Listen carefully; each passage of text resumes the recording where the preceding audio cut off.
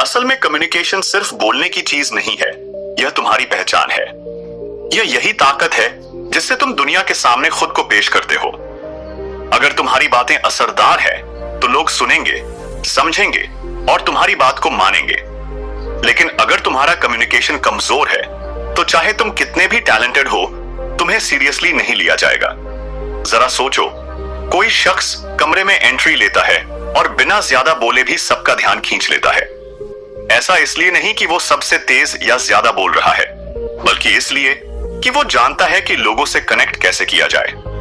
वो कुछ कहता है और लोग रुचि लेकर उसकी बात सुनते हैं, क्योंकि उसे पता है कि कैसे शब्दों से लोगों के दिल और दिमाग तक पहुंचना है।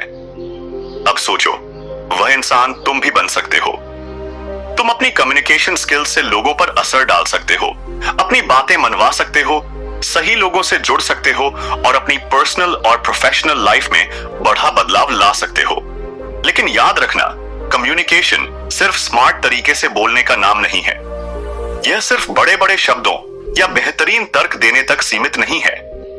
यह असल में इंसानी दिमाग को समझने, भरोसा बनाने और अपनी बातों से सामने वाले पर असर छोड़ने की कला है। और यही सब हम इस वीडियो में सीखने वाले हैं।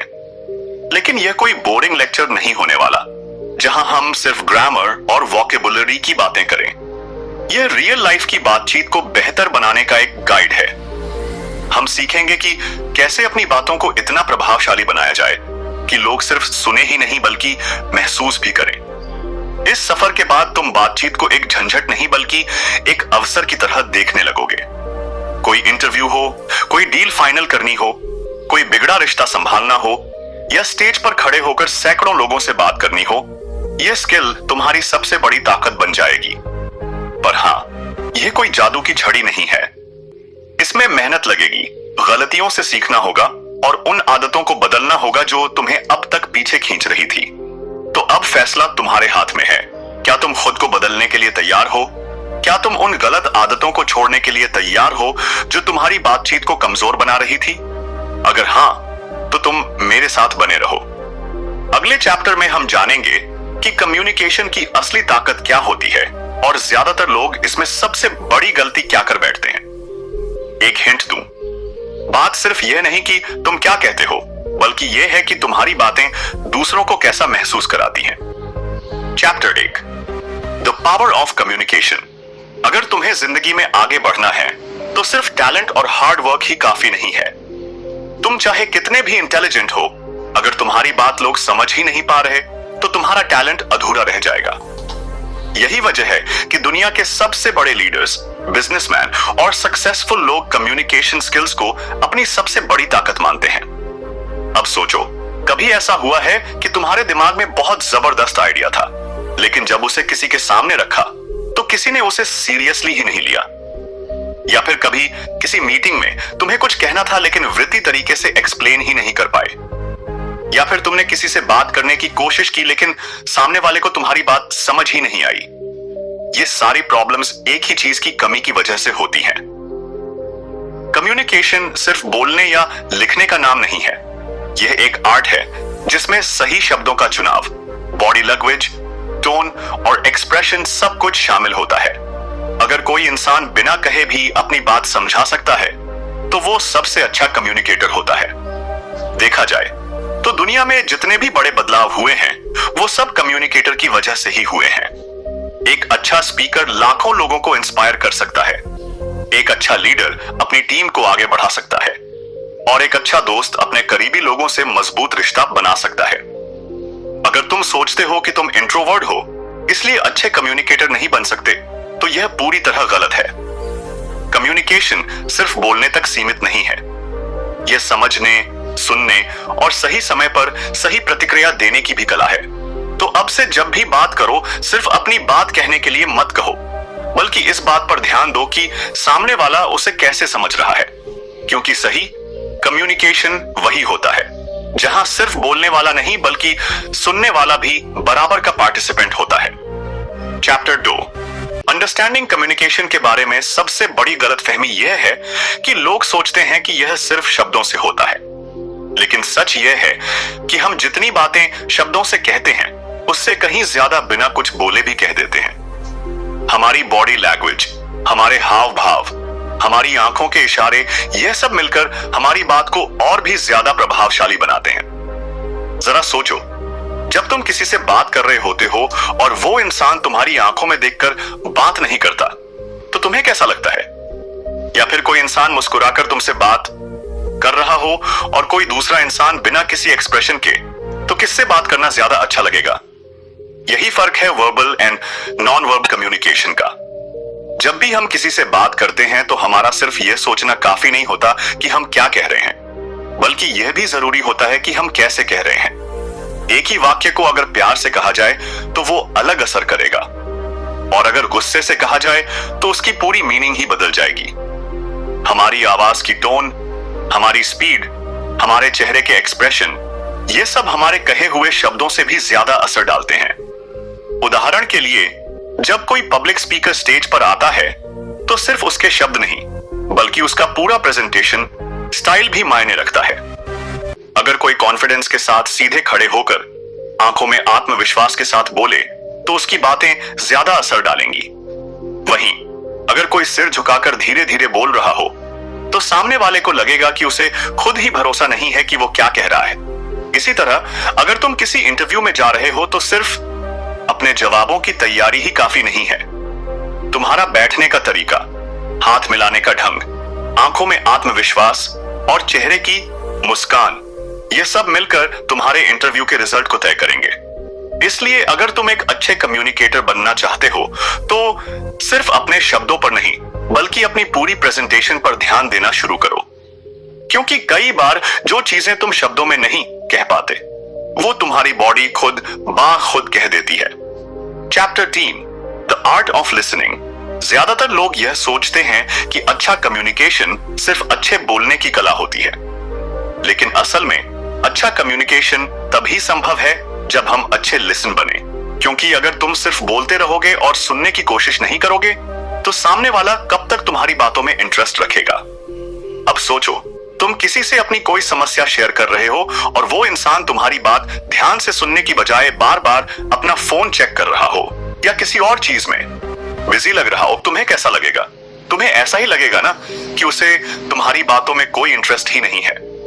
यही गलती हम भी कई बार करते हैं जब हम सच में सुनने की बजाय सिर्फ जवाब देने की तैयारी कर रहे होते हैं। एक अच्छा कम्युनिकेटर बनने का सबसे बड़ा सीक्रेट यह है कि तुम सामने वाले को यह एहसास दिलाओ कि उसकी बातों की तुम्हारे लिए वैल्यू है। जब भी कोई तुमसे बात करे तो उसे ध्यान से सुनो, उसकी बातें बीच में मत काटो, उसकी फीलिंग्स और इमोशंस को समझने की कोशिश करो। जब तुम ऐसा करते हो तो सामने वाला सिर्फ सुना ही नहीं बल्कि समझा हुआ भी महसूस करता है। सुनने की एक और कला है साइलेंस को समझना। कभी कभी लोग अपनी भावनाओं को शब्दों में नहीं कह पाते। उनकी बॉडी लैंग्वेज, उनकी आवाज का टोन, उनकी चेहरे की एक्सप्रेशन भी बहुत कुछ कह रहे होते हैं। अगर तुम सच में एक बेहतरीन कम्युनिकेटर बनना चाहते हो तो सिर्फ शब्दों को नहीं बल्कि उन अनकही बातों को भी समझना सीखो। अगर तुमने कभी किसी अच्छे दोस्त के साथ बात की हो तो देखा होगा कि वो बिना कुछ बोले भी तुम्हारी बातों को समझ जाता है। यह सिर्फ इसलिए होता है क्योंकि वो एक अच्छे लिसन होते हैं। अगर तुम भी अपनी पर्सनल और प्रोफेशनल लाइफ में बेहतर रिलेशनशिप बनाना चाहते हो तो सबसे पहले यह सीखो कि कैसे सही से सुना जाए। तो अगली बार जब तुम किसी से बात करो तो सिर्फ बोलने पर ध्यान मत दो, बल्कि यह भी सोचो कि तुम सुन रहे हो या नहीं, क्योंकि कम्युनिकेशन सिर्फ बातें करने का नाम नहीं है, बल्कि यह एक दो तरफा प्रक्रिया है जहां जितना बोलना जरूरी है उतना ही सुनना भी। Chapter 4, building confidence in communication. क्या कभी ऐसा हुआ है कि तुम अपने मन में तो बहुत कुछ बोलने के लिए सोचते हो, लेकिन जब असल में बोलने का समय आता है तो या तो आवाज धीमी पड़ जाती है या फिर बोलने में हिचकिचाहट महसूस होती है? यह प्रॉब्लम सिर्फ तुम्हारी नहीं है, कई लोग इसी समस्या से गुजरते हैं। कई बार हम जानते हैं कि हमें क्या कहना है, लेकिन आत्मविश्वास की कमी हमें रोक देती है। हम सोचते हैं अगर मैंने कुछ गलत बोल दिया तो लोग मेरा मजाक उड़ाएंगे क्या, या फिर अगर मेरी बात किसी को पसंद नहीं आई तो। बस यही डर हमारे अंदर अनजाने में बैठ जाता है और हम खुलकर अपनी बात नहीं रख पाते। अब सवाल उठता है, कि इस डर को कैसे हटाया जाए और कैसे अपने कम्युनिकेशन में कॉन्फिडेंस लाया जाए। इसका सबसे आसान तरीका है प्रैक्टिस और एक्सपोजर। जितना ज्यादा तुम बोलने की प्रैक्टिस करोगे, उतना ही ज्यादा तुम्हारा आत्मविश्वास बढ़ेगा। सोचो, जब कोई क्रिकेटर पहली बार बैटिंग करने जाता है तो क्या वह पहली ही बार में विराट कोहली जैसा खेलता है? नहीं ना, उसे बार बार प्रैक्टिस करनी पड़ती है, तब जाकर वह कॉन्फिडेंट होकर बैटिंग कर पाता है। ठीक वैसे ही अगर तुम रोजाना छोटे छोटे मौकों पर बोलने की प्रैक्टिस करोगे तो धीरे धीरे तुम्हारा कॉन्फिडेंस भी बढ़ेगा। इसके अलावा बॉडी लैंग्वेज भी तुम्हारे कॉन्फिडेंस को दर्शाती है। जब भी बात करो, सीधा खड़े रहो या बैठो, अपनी आवाज को क्लियर रखो, आंखों में आत्मविश्वास झलके तो सामने वाले को लगेगा कि तुम्हें खुद पर भरोसा है। याद रखना, कई बार लोग तुम्हारी बातों से ज्यादा तुम्हारी प्रेजेंटेशन को जज करते हैं। अगर तुम्हारी बॉडी लैंग्वेज स्ट्रांग होगी तो लोग खुद ब खुद तुम्हारी बातों को ध्यान से सुनेंगे। और सबसे जरूरी चीज, गलतियां करने से मत डरो। हर इंसान गलतियां करता है, लेकिन जो गलती करता है वह सीखता है और आगे बढ़ता है। वही असली विजेता होता है। अगर कभी कोई बात सही से नहीं बोल पाए तो खुद को दोष देने की बजाय अगली बार उसे बेहतर करने की कोशिश करो। यही माइंडसेट तुम्हें एक बेहतरीन कम्युनिकेटर बनाएगा। Chapter 5, this magic of tone and वाइनेस माई अंडर। क्या तुम्हें पता है कि एक ही वाक्य को अलग अलग टोन में बोलने से उसका मतलब बदल सकता है? मान लो कोई तुमसे कहे तुम बहुत अच्छे इंसान हो। अब अगर यह बात कोई प्यार और इज्जत के साथ बोले तो सुनकर अच्छा लगेगा, लेकिन अगर यही बात कोई ताने के लहजे में बोले तो तुम्हें बुरा लग सकता है। यही कमाल है टोन और वॉइस मॉडल का। सिर्फ शब्द ही नहीं, बल्कि तुम्हारी आवाज का उतार चढ़ाव, बोलने का तरीका, स्पीड, यह सब मिलकर यह तय करते हैं कि सामने वाला तुम्हारी बात को कैसे समझेगा। अगर तुमने कभी किसी अच्छे स्पीकर को सुना होगा तो देखा होगा कि उनकी आवाज में एक अलग ही आकर्षण होता है। वे एक ही बात को इस तरह से कहते हैं कि सामने वाले को वह इंटरेस्टिंग और असरदार लगे। ये अपनी आवाज की स्पीड को कंट्रोल करते हैं। जहां जरूरी हो वहां पॉज लेते हैं, और जब बात को ज्यादा इंपैक्टफुल बनाना हो तो अपनी आवाज को थोड़ा ऊपर नीचे करते हैं। अब सोचो, अगर कोई इंसान बिना किसी उतार चढ़ाव के एक ही टोन में बोलता जाए तो क्या तुम्हें मजा आएगा? बिल्कुल नहीं। यही वजह है कि वेनेस मॉड्यूलेशन सीखना जरूरी है। अगर तुम अपनी बात को प्रभावशाली बनाना चाहते हो तो सबसे पहले अपनी आवाज पर काम करना शुरू करो। इसके लिए कुछ आसान एक्सरसाइजेस कर सकते हो, जैसे तेज और धीरे बोलने की प्रैक्टिस करना, अलग अलग टोन में एक ही वाक्य को बोलना, और रिकॉर्ड करके यह देखना कि तुम्हारी आवाज में कितनी एनर्जी है। याद रखो, जब भी तुम किसी से बात करो तो तुम्हारी टोन तय करती है कि सामने वाला तुम्हें कितनी सीरियसली लेगा। इसलिए अपनी आवाज की ताकत को समझो और इसे अपने फेवर में इस्तेमाल करना सीखो। Chapter 6, how to handle difficult conversations. हमारी लाइफ में कई बार ऐसे मौके आते हैं जब हमें किसी से कोई मुश्किल बात करनी होती है। ये कोई बहस भी हो सकती है, किसी को समझाने की कोशिश भी हो सकती है, या फिर कोई ऐसी सिचुएशन भी हो सकती है जिसमें हमें सामने वाले को कुछ बुरी खबर देनी हो। लेकिन कई लोग ऐसे वक्त पर घबरा जाते हैं या फिर गुस्से में गलत शब्द इस्तेमाल कर बैठते हैं। अब सोचो, तुम ऑफिस में हो और तुम्हें अपने सीनियर से कहना है कि उनका दिया हुआ काम सही नहीं है। अगर तुम सीधा जाकर बोल दोगे आपका काम गलत है तो क्या होगा? या तो सामने वाला गुस्सा हो जाएगा या फिर तुम्हारी बात को इग्नोर कर देगा। लेकिन अगर तुम थोड़ा समझदारी से कहो, मुझे ऐसा लग रहा है कि इस काम में थोड़े और सुधार किए जा सकते हैं, क्या हम इस पर एक बार फिर से बात कर सकते हैं?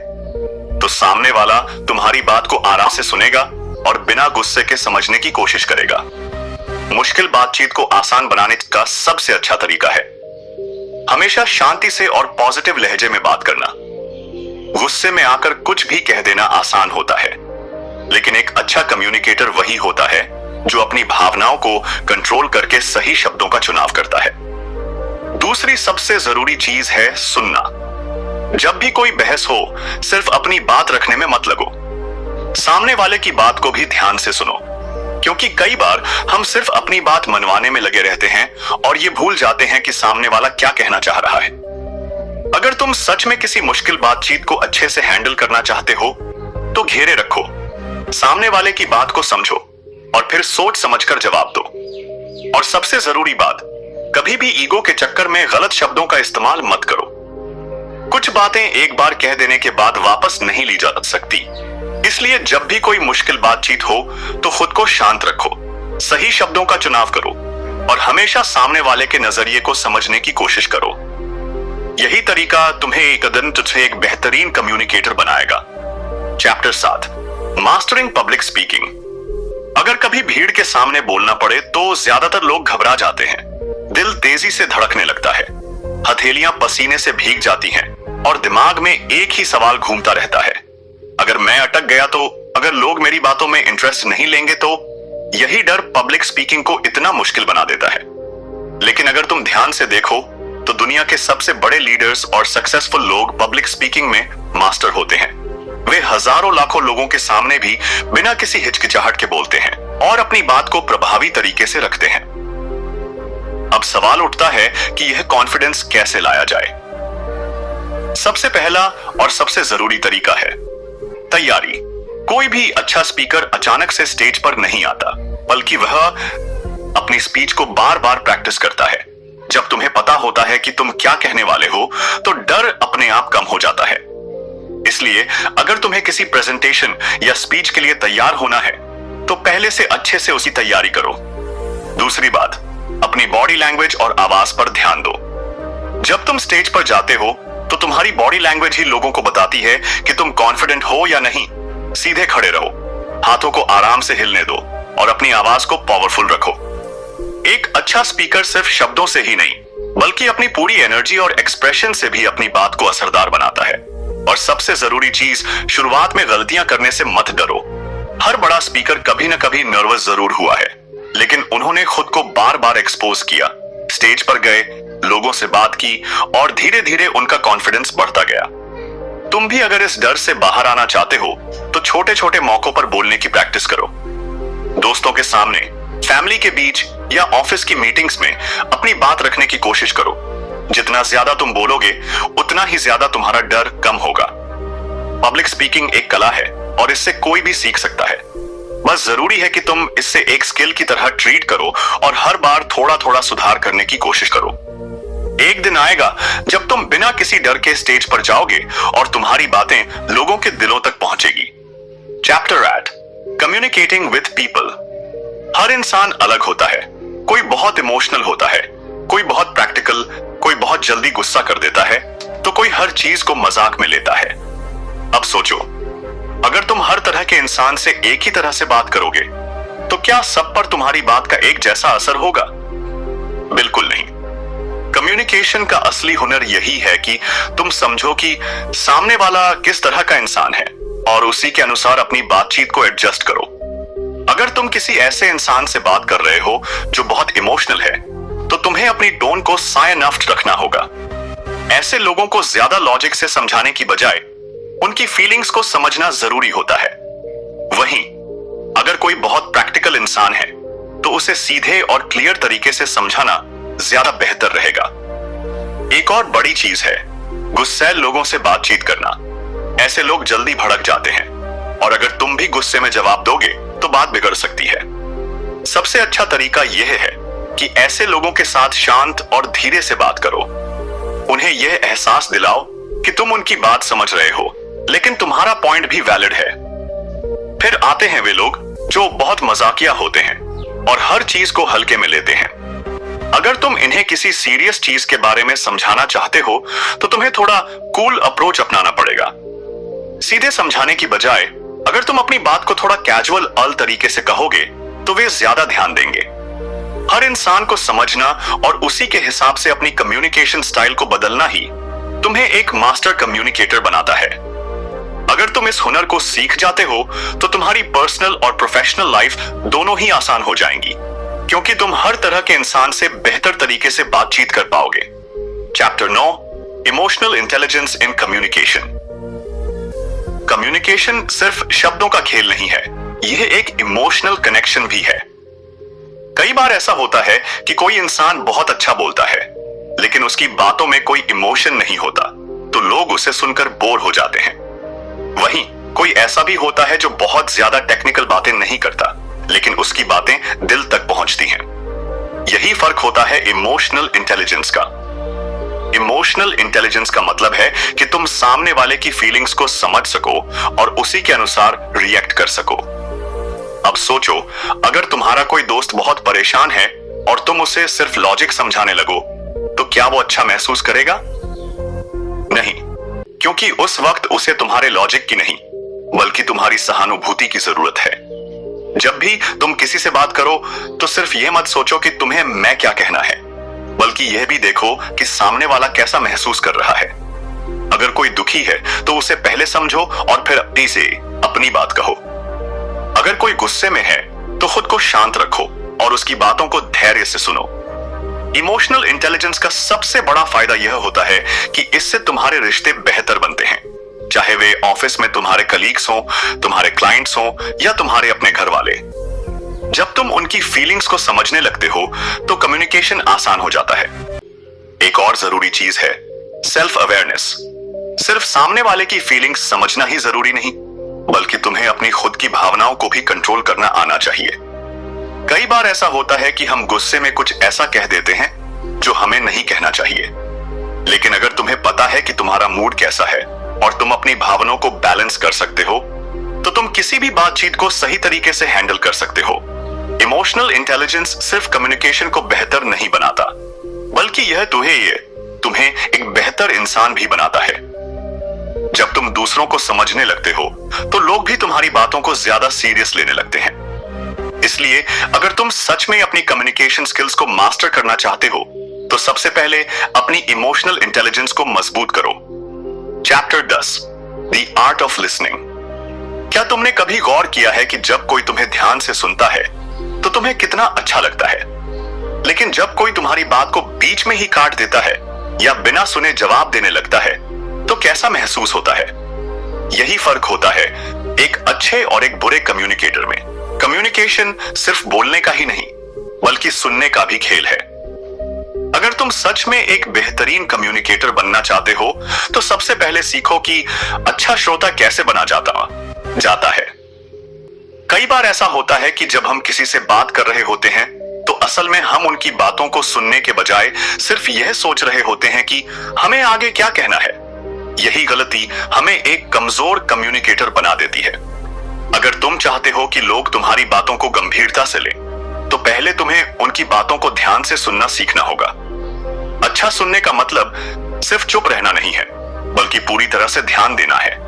जब कोई तुमसे कुछ कह रहा हो तो उसकी बातों को सही से समझो, उसके शब्दों के पीछे छिपे इमोशंस को पकड़ो और फिर सोच समझकर जवाब दो। अगर सामने वाला महसूस करेगा कि तुम उसे सही से सुन रहे हो तो वह तुम्हें ज्यादा इज्जत देगा और तुम्हारी बातों को भी सीरियस लेगा। अच्छा श्रोता बनने के लिए कुछ आसान चीजें कर सकते हो।